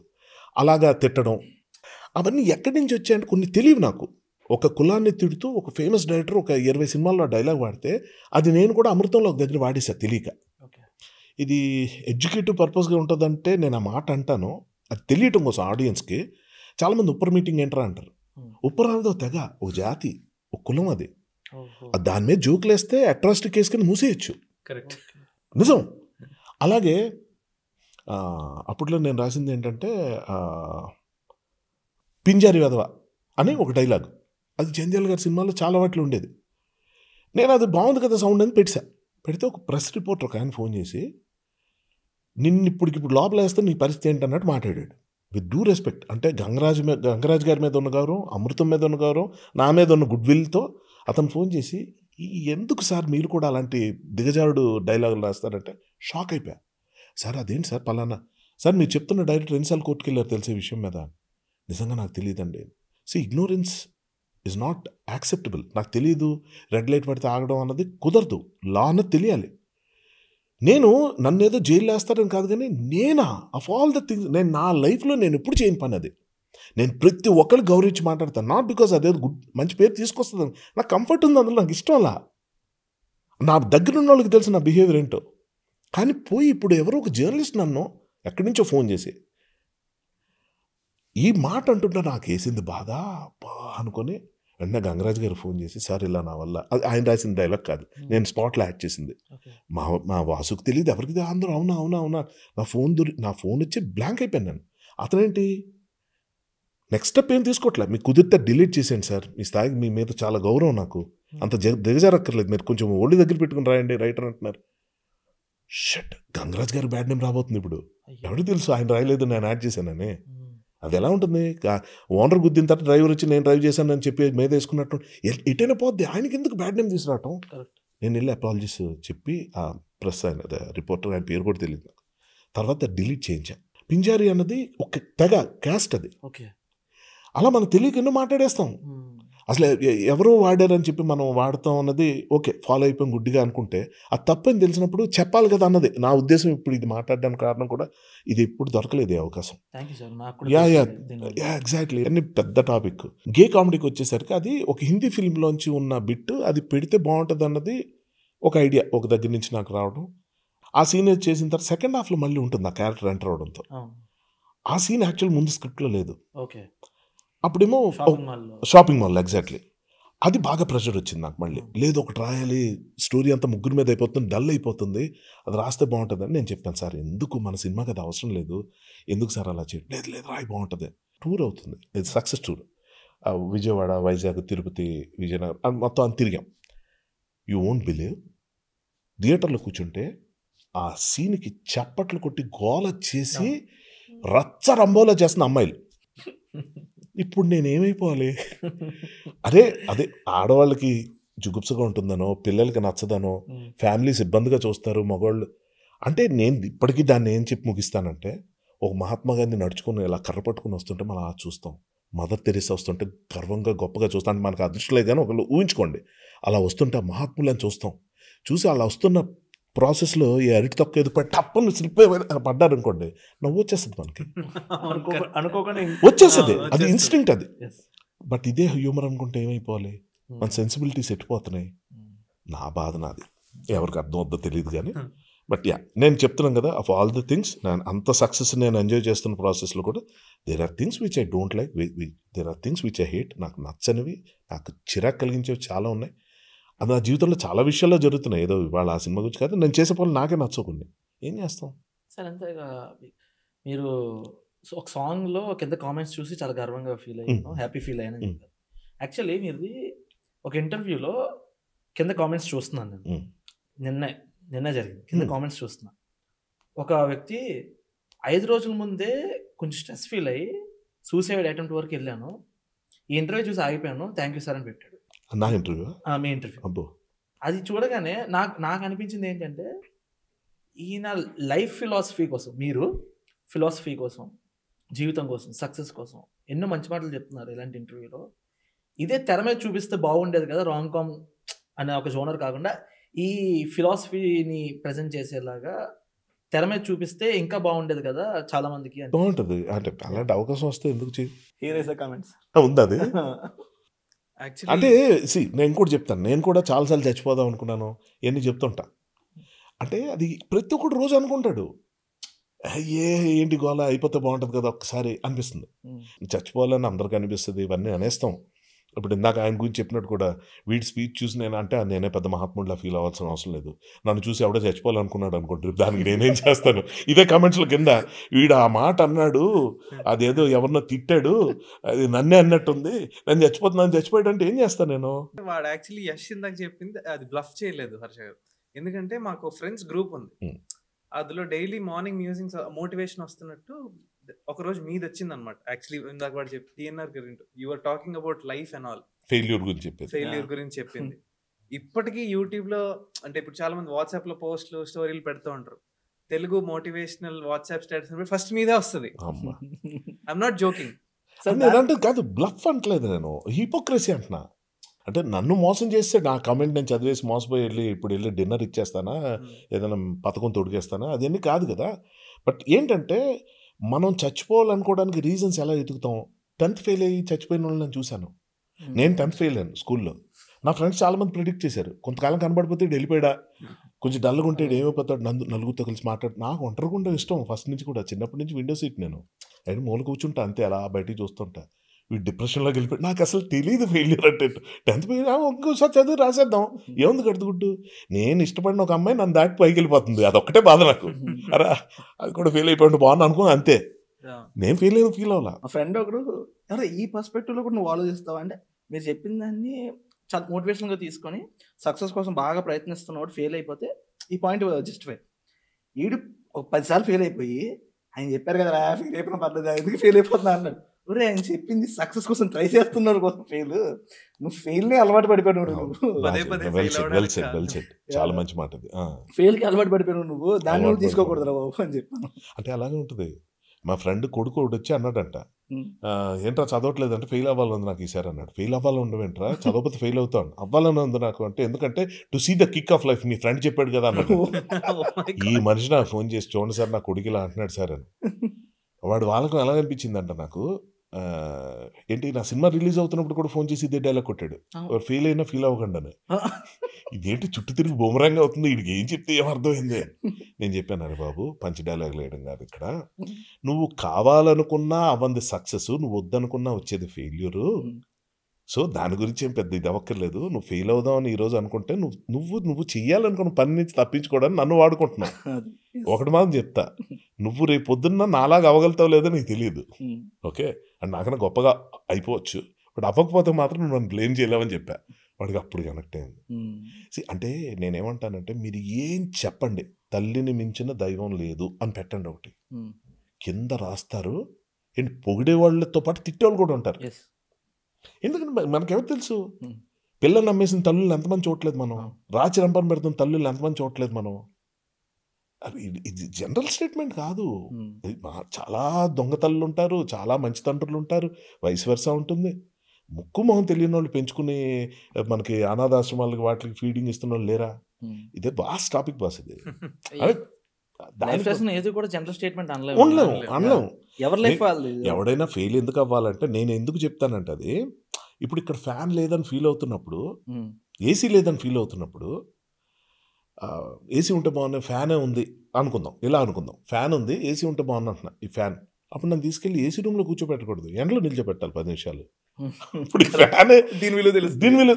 నేను అందుకే ఒకసారి ఫెయిల్ అయితే నీకు లైఫ్ తాను గొప్పతనం తెలుసు, దాన్ని చెప్పేదాన్ని ఆ మొత్తం ఆ లెంగ్త్లో ఈ పార్ట్ ఒకటి వేయటం, అది దానికి ఎంత ఆదరణ లభించడం అన్నది నాకు చాలా విచిత్రం. ఎందుకంటే మెజారిటీ ద పీపుల్ ఫెయిల్ అయ్యే ఉంటారు. అది ఎక్కడో దగ్గర ఫెయిల్ అవుతాడు. ఏది ముఖేష్ అంబానీ కూడా ఈరోజు ఏదో ఫెయిల్ అయ్యే ఉంటాడు. అంటే ఏంటి వాడి దృష్టిలో ఫెయిల్యూర్ ఏంటి? నాకు 2000 కోట్లు రావాల్సింది 1000 కోట్లు వచ్చాయి అన్న ఫీలింగ్ ఉండొచ్చు, అది ఫెయిల్యూర్ అనుకోవచ్చు. సో ఫెయిల్ ఇప్పుడు ఆయన కూడా నా స్టేటస్ పెట్టి హర్షగడ్ భలే చెప్పాడు నేను అనాలి. మనం మాట్లాడే దాంట్లో ఏం తీసుకుంటారో తెలియదు. దాన్ని ఇంకోటి చెప్తా, టీఎన్ఆర్ ఇంటర్వ్యూలో నేను మాట్లాడింది ఇలాగే ఉంటుంది. దానికి కట్ చేసి దానికి చిన్న లైట్లు ఫ్లాష్ ఇలా పెట్టి ఆ మ్యూజిక్ అది యాడ్ చేసి నేను బేసిక్గానే ఎక్స్ప్రెసివ్గా అంటే కొంచెం యానిమేటెడ్గా మాట్లాడతా. దానికి నేను ఇస్తున్న హావభావాలకు సీన్ చూస్తున్నట్టు చూసి దానికి చిన్న మ్యూజిక్ యాడ్ చేసి మోస్ట్ మెమరీ డ్రామాటిక్ ఉంటుంది. అంత డ్రామటైజేషన్ లేదురా బాబు, మామూలు మాట్లాడాను నేను. అది దానికి మ్యూజిక్ యాడ్ చేశారు కదా, వెళ్ళిపోయి ఏంటి నా ఫ్రెండ్స్ బిజినెస్ గ్రూప్స్లో వాళ్ళ సీఈఓలు స్టేటస్ కింద పెట్టుకుంటున్నారు. మా ఫ్రెండ్ హర్ష అంటే ఒక్కసారి పరిచయం చేయరు ఏంటి, వాడు 1000 కోట్లకు అధిపతి అయిన సీఈఓ. ఒరే పరిచయం చేయకరా, నన్ను మాట్లాడిస్తాడు, నేను మాట్లాడితే నా డొల్లతనం అంతా బయటపడుతుంది, నేను చాలా అంటే ఎలా ఉండాలంటే మన తెలివితేటలు బయట, అంటే మన తెలివైన వాళ్ళకి పేరు తెచ్చుకోవాలంటే తక్కువ మాట్లాడితే అంత మంచిది. ఇప్పుడు ఎంత ఇంటర్వ్యూలో నాకున్న ఫ్లాసే బయటపడతాయి అంటే వెతికేవాడికి. అలాగా the less you talk the more mighty real, అంతే, డౌట్ ఏం లేదు. పూరి జగన్నాథ్ గారి పాడ్కాస్ట్లు ఎంత ఫేమస్ అయ్యాయో ఈ ఎపిసోడ్ చూసిన తర్వాత మీరు కూడా పాడ్కాస్ట్ స్టార్ట్ చేయమని ఆడియన్స్ కామెంట్స్ పెడతారేమో కింద. వాళ్ళందరికీ పెద్ద నమస్కారం. ఎందుకంటే అంటే ఎంటర్టైన్మెంట్గా వినేసి ఊగిపోవటం అంటే భారతీయుడి సినిమా చూసి వచ్చిన తర్వాత మేము కూడా అలాగే జెండాలు కొనేసి, శివ సినిమా చూసాక సైకిల్ చైర్లు కొనేసి, ఈ క్షణికావేశాలు ఉన్మాదాలు కాసేపు పక్కన పెట్టి కాసేపు నిందా చెప్తుంది అదే, నీతో నువ్వు కూర్చో, నీకు నువ్వే పాడ్కాస్ట్, నీ అద్దం ముందు నిల్చొని మాట ఎందుకు, మన సెల్ ఫోన్లో వాయిస్ రికార్డ్, ఇది అద్భుతం. వాయిస్ రికార్డింగ్ ఉంటుంది కదా, ఎప్పుడైనా కూర్చొని మీ మనసులో ఉన్నవన్నీ మాట్లాడండి. ఒకప్పుడు డైరీలు రాసేవాళ్ళం, పొద్దున్న లేచి లేకపోతే రాత్రి పడుకునేటప్పుడు, ఇవాళ అన్ని కలిసాను, వాళ్ళు పాడ్కాస్ట్ చేశాను, ఏదో వాగానో, నాది మాట్లాడేంతవరకు అర్థమవుతో తెలియదు, ఎవడో తిట్టుకొచ్చి ఏదో తిన్నాను, అది అరగలేదు. డైలీ యాక్టివిటీ రాసుకోండి, మాట్లాడండి, ఓ వారం తర్వాత అన్ని వినండి, మీకు అర్థమైపోతుంది. అంతే, దట్స్ ద బెస్ట్ థింగ్. అరే తప్పురా హర్ష, నువ్వు ఇలా చేస్తున్నావు, ఆడిని ఏదో మాట అన్నావు, అలా అనకపోవాల్సింది. నిన్న సినిమా హాల్కి వెళ్ళాను, అక్కడ పిల్లలు ఎవరు వచ్చారు, అమృతం ఫోటోలు తీసుకున్నారు, అయిపోయింది.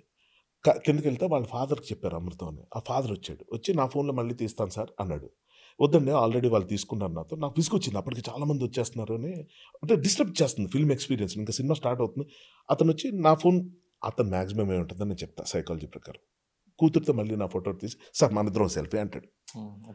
ఆ డైరెక్ట్గా అడగడానికి కొంచెం ఈగో హర్ట్ అయింది, నేను ఊహిస్తున్నా. కానీ తర్వాత నేను చేసింది ఏంటంటే, వద్దండి పాప వచ్చింది, మళ్ళీ ముందు ఒళ్ళో కూర్చోబెట్టుకొని వచ్చి నేను ఆ పాప ముందు నా ఫ్రెండ్ అన్నాడు అన్నమాట పక్కన, ఆల్రెడీ తీసుకున్నారు అనగా నాకు ట్రిగ్గర్ అయిపోయి, వద్దండి పాపతో ఆల్రెడీ తీసుకున్నాను, నా ఫోన్లో తీస్తాను, ఏ ఫోన్ అయితే ఏంటి సార్ తీసుకున్నా, వద్దు అనగానే ఎంత చిన్నపోయాడు ఆయన. మొఖం చూస్తే అలాగెళ్ళి అక్కడ వాటర్ తాగుతున్నాడు, ఆ పాప వెళ్ళి కూర్చొని, నాకు ఎంత కోపం వచ్చిందంట నా మీద. నేను అతని ఫీలింగ్స్ హర్ట్ చేయడం పక్కన పెడదాం, ఆ పిల్ల ఫీలింగ్స్ ఏంటి, మా నాన్న వచ్చి సెల్ఫీ అడిగితే వీడు ఇలా చేశాడు, అదేదో డ్రైవింగ్ లైసెన్స్ అన్న సినిమాలో సీన్కి నాకు తేడా ఉంది. కరెక్ట్, అవును. ఎంత తప్పు. నేను ఈ షో అయిపోగానే ఇంకా ఛాన్స్ తీసుకోదలుచుకున్నా. షో అయిపోగానే నేనే వెళ్ళి ఆ పిల్లల్ని పలకరించి వాళ్ళ ఫాదర్తో సార్ మనం కూడా ఫోటో తీసుకొని అందామని నేను ప్రిపేర్ అయ్యా. మనం అనుకున్నట్టు ఉండదు మా లైఫ్. షో ఎండ్ టైటిల్స్ పడుతున్న టైంలో నాకు తెలియకుండానే వాళ్ళు వెళ్ళిపోయారు.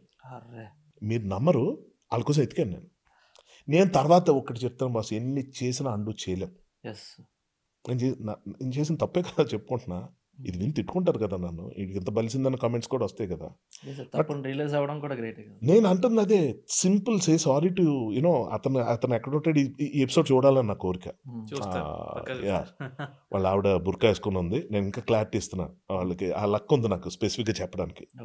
అట్లీస్ట్ వాళ్ళ ఆవిడ చూసినా నీ గురించి మాట్లాడాడు, అటు సారీ ఫీల్ అవుతున్నాడు అని చెప్పాలని నా కోరిక. వాళ్ళ ఆవిడ బుర్కా వేసుకుని ఉంది, ముస్లిమ్స్ ఆబ్వియస్గా. దుల్కర్ సల్మాన్ సినిమా మన లక్కీ భాస్కర్కి వెళ్ళాను, ఏఎంబి మాల్లో చూశాను. ఐ సిన్సియర్లీ ఫీల్ సారీ, అంత ఓవర్ యాక్షన్ అవసరం లేదు నాకు కూడా.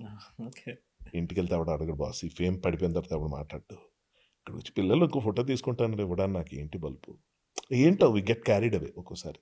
ఏంటి సార్ మీరు చెప్తుంటే మనతో మనం ఉన్నప్పుడు మన తప్పులు మనకు తెలుస్తూ ఉంటాయి, మనం ఇంకోసారి తప్పు చేయకుండా ఉంటాం. Exactly. So we'll have a quick rapid fire from now onwards and we'll wrap it up after that. So ఇప్పటివరకు మీరు చాలా క్యారెక్టర్స్లో యాక్ట్ చేశారు, మీకు బాగా నచ్చిన క్యారెక్టర్, మీరు చేసిన మీకు బాగా నచ్చిన క్యారెక్టర్ ఏంటి, మీరే యాక్ట్ చేసిన? చాలా ఉన్నాయి, అంటే చాలా ఉన్నాయి. ఈ మధ్య అయితే సరిపోతే శనివారం మీకు బాగా నచ్చింది. నచ్చనిదా ఉంది, ఒక సినిమాలో చాలా ఓవర్ యాక్షన్ చేస్తా, అది ఇంకా రిలీజ్ అవ్వలేదు, ఒక మూవీ ఉంది, అంటే అవసరం మించి చేస్తాను, అది నాకే ఓవర్ యాక్షన్ అనిపించింది.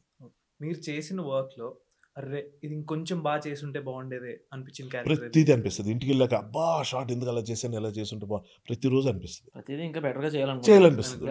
అలా అనిపించడం మంచిది అంటారు, I don't know. And sir me first salary ఏంటి సార్? 500 రూపాయలు పర్ డే. ఎక్కడ, ఎప్పుడు? రుద్రగాలు సీరియల్, అప్పుడు వందే మాతరం అని ఒక సీరియల్ చేశాను ఫస్ట్. అది 500 రూపాయలు కూడా కాదు, 50 రూపాయలు కన్వీన్స్ ఇచ్చారు, దానికి పేమెంట్ కూడా లేదు. కన్వీన్స్ ఇచ్చి నీకు అని చెప్పి మా ఊరు అటువైపు పార్వతీపురం కున్నాడు ఎవరో సూర్య అబ్బాయి పేరు, మేనేజర్ ఉండి నాకు ఫోన్ చేసి, అంటే కొంచెం డైలాగ్ చెప్పే జూనియర్ ఆర్టిస్టులు కాదు ఏంటి మరి, రోజు మనకి ఇప్పుడు అన్నీ ఫన్నీగా అనిపిస్తాయి, కానీ నాకు ఫోన్ చేసి ఖాళీగా ఉన్నావు కదా భయ్యా వచ్చే, అంటే ఏంటి పూట భోజనం వస్తుంది నీకు, బ్రేక్ఫాస్ట్ పెడతాం, లంచ్ పెడతాం అని 50 రూపాయలు ఇచ్చాడు చేతిలో. ఆ 50 రూపాయలు ఖర్చు పెట్టిన తీరు నేను మర్చిపోలేను నా లైఫ్లో. ఇప్పుడు పర్ డే ఎంత తీసుకుంటున్నారు? అంటే if you are okay to see this. Depends అండి, డిపెండ్స్. అంటే ఒక్కొక్క సినిమాకి 50,000 ఉంటుంది, ఒకటి 1.5 lakhs ఉంటుంది పర్ డే, అలా డిపెండ్స్. ఇవ్వగలిగే పరిస్థితి, తక్కువ రోజులు ఉన్నప్పుడు ఎక్కువ పేమెంట్ ఉంటుంది, ఎక్కువ రోజులు ఉన్నప్పుడు ఓవరాల్గా మాట్లాడుకుంటాం, డిపెండ్స్. అంటే పెద్ద నాకు అది పట్టింపులోకి రాదు. అది సో మనం రైటర్గా మనకు నచ్చిన హీరోని ఒక కథ రాసుకుంటాం, నా హీరోకి ఈ కథ బాగుంటుంది, అలా మీరు ఏ హీరోకి రాసుకుంటారు? నాకు నచ్చే హీరోకి నేను ఎప్పుడు అలా చేయనండి, ఎందుకంటే అదే చెప్తున్నాను కదా, ఎందుకంటే ఫస్ట్ ఆఫ్ ఆల్ నేను నచ్చాలి. సో రైటింగ్ ఒక హీరోకి వర్కౌట్ అవ్వాలంటే నాకు నచ్చితే సరిపోదు. నాకు పవన్ కళ్యాణ్ అంటే చాలా ఇష్టం, కానీ నేను ఎవరినో పవన్ కళ్యాణ్ తెలియదు, అప్పుడు నేనేం చేయాలి? నేను వెళ్ళి ఇదిగో నువ్వు చేస్తే హిట్ అవుతుంది అని చెప్తే నమ్ముతాడా? నమ్మటం పక్కన పెడతా, అసలు ఎందుకు చేయాలి నాకు? సో అది నేనేమనుకుంటానంటే, గుండె జరగాలంటే ఇందులో డైలాగ్ అదే, నేను వెళ్ళి లవ్ చెప్పడం కాదు, ఫస్ట్ నేను ఇంప్రెస్ చేయాలి, తర్వాత ఎక్స్ప్రెస్ చేయాలి. ఫస్ట్ ఇంప్రెస్ ఎలా చేస్తాం? నా వేరే వర్క్స్ చూసి గుండె జరగాలంటే పవన్ కళ్యాణ్ గారు ఎప్పుడైనా చూస్తే అది ఉందరొస్తే మన సాంగ్ పెట్టాడు, నితిన్ కోసం ఏం చూస్తాడు కదా ఆయన, చూసి ఎవడరా రాసిందే ఒకసారి ట్రై చేద్దామా అని ఆయన అనుకుంటే, నాకు పిలుపు వస్తే ఆ పిలుపుని నేను జస్టిఫై చేసుకుంటే అదో వేరే స్టోరీ. అందుకని మన ఇష్టమైన వాళ్ళకి మనం రాయటం అది ఉండదు. Fingers crossed. Fingers cross. So choose one in between sir, acting or writing? Writing. Rom com or thriller? Both. Actually ఇందాకకు పోతే ఇక్కడ కూడా ఇవి చెప్పలేం, ఎందుకంటే నేను రాసేటప్పుడు యాక్టర్ లాగా రాస్తా. So I live in those characters and I right as an actor. నేను లిటరేచర్ బేస్డ్ కాదు, నేను అంటే ఈ స్క్రీన్ ప్లేలో ఎలా రాయాలి, లేకపోతే ఈ పదాలు ఎలా వాడాలి, నిఘంటువులో ఇది, అంటే ఆ పదాలు అవన్నీ నాకు తెలియవు. నేను కొలోకియల్గా ఏమొస్తుందో చేస్తాను. యాజ్ అన్ యాక్టర్ నేను అనుకుంటూ రాస్తా, ఆ మోడ్యులేషన్ అనుకుంటూ రాస్తా. సో ఆ డైలాగ్ అలా చెప్తేనే బాగుంటుంది అన్నది కొన్ని ఉంటాయి. So both acting and writing. Writing or directing?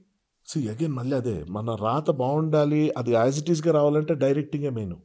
ఆ డైరెక్టింగే మెయిన్. అసలు ఇప్పుడు మళ్ళీ కనుక అడిగితే యాక్టింగా, రైటింగా, డైరెక్టింగా అంట, ఎందుకంటే ఇవన్నీ చేతులు ఉంటాయి కాబట్టి. మీ ఫేవరెట్ యాక్టర్ ఎవరు?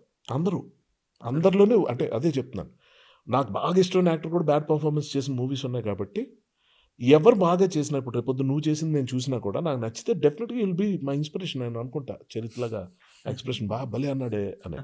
నేను నిన్న చాలా లేట్గా చూసిన సినిమాలో అదొకటి ఉంది, జవాన్. జవాన్లో విలన్ అతను ఉంటాడు, మన విజయ్ సేతుపతి గారు. విజయ్ సేతుపతి గారి కూతురు వస్తుంది, వచ్చి హీరో పేరు చెప్తుంది, పేరు నా విక్రమ్ రాథోడ్ అలాంటి పేరు ఏదో సంథింగ్ అన్నప్పుడు ఇతను వచ్చి ఏంటమ్మా అంటే నీకు ఒకటి పేరు చెప్పమన్నాడు అంటే ఏం పేరు అని విక్రమ్ రాథోడ్ అంటే అంటాడు. అన్నది 7 నిమిషాలు రివైండ్ చేసి చూసా.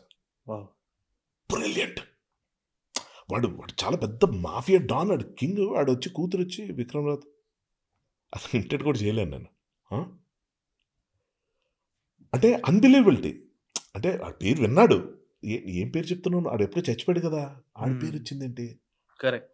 నేను అంటుంది అది నా favourite. Thank you for coming to this show Harsha గారు. యాక్చువల్లీ మేము ఎక్కువ మాట్లాడదాం అనుకుంటే మాకన్నా ఎక్కువ మీరే మాట్లాడారు. అంటే మేము అసలు ఎక్స్పెక్ట్ చేయలేదు సార్ ఈ రేంజ్ లో మీరు మాట్లాడతారని. అంటే ఇప్పటి వరకు జరిగిన కాన్వర్జేషన్స్ అన్ని చూస్తుంటే యాక్చువల్లీ మీరు చేసిన సినిమా మీ మీద రాసిన ఒక డైలాగ్ చూసి ఇవాళ జరిగిన కాన్వర్జేషన్ అన్ని చూస్తుంటే ఒక వర్గానికి ఇన్స్పిరేషన్ మీరు అంటారు సార్. సో ఐ థింక్ వర్గానికి నిజంగానే inspiration. Well used, correct place లో వాడాడు. సో మీరు నిజంగా ఒక వర్గానికి inspiration Harsha garu. And thank you so much for coming to this show. Really happy that you are here with us. Thank you. మీ ఇద్దరు కూడా చాలా బాగా చేయండి, బాగా చేస్తున్నారు. కోన వెంకట గారి ఎపిసోడ్ సూపర్. ఇది కూడా బాగుండాలని కోరుకుంటున్నాను. మీకు దీనివల్ల హెల్ప్ అవ్వాలనుకుంటున్నాను. And I wish all the team, cameraman ముగ్గురు, and of course the director and this channel బాగుండండి అందరు హ్యాపీగా. ఏదో జస్ట్ ఎంజాయ్ ద లైఫ్ అంతే. ఫ్రీ అడ్వైజ్ అనుకోండి, లేకపోతే if you find some sense just enjoy. Thank you all the audience. I love you all. మిమ్మల్ని ఈ విధంగా పలకరించే అవకాశం ఇచ్చిన ఈ టీం అందరికీ థ్యాంక్స్ చెప్పుకుంటున్నాను. మీకు కూడా ఓపిక ఇక్కడ దాకా భరించినందుకు. ఎవరికి ఏ మంచి జరిగినా I'll be very happy. Thank you. Love you all. Thank you guys. Thank you for watching this video. Stay tuned to the Filmy Mic and stay tuned to Filmy Focus Originals for more content. Bye.